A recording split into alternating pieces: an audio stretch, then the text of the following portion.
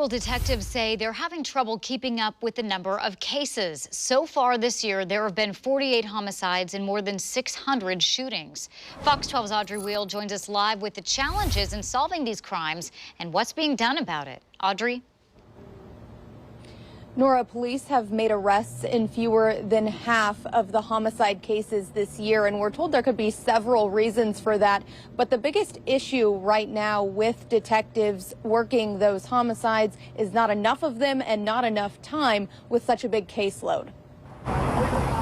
It was May 12th, about 9 at night, when Danae Williams and a man were shot. They both went to the hospital where she died. The 25-year-old lifelong Portlander, caregiver, and music lover was known for her laugh and smile. We spoke to her mom soon after she was killed. We just want some answers.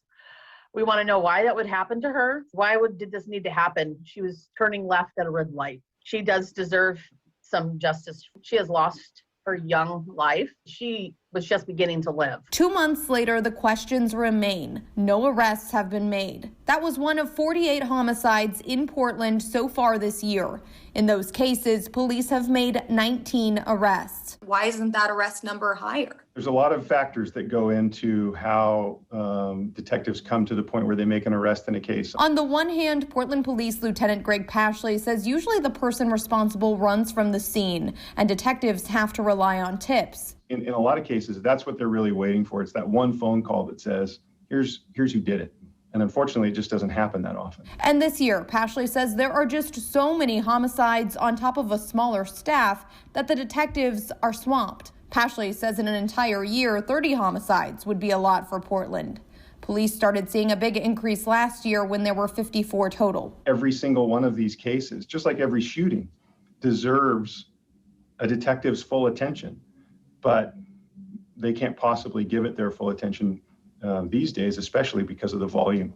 Portland police had 10 homicide detectives, then dedicated 6 more detectives to homicides to make it 16 earlier this year, and now are hiring for 2 more just to try to keep up with the caseload. Pashley says victims' families should keep in regular communication with their detective on the case.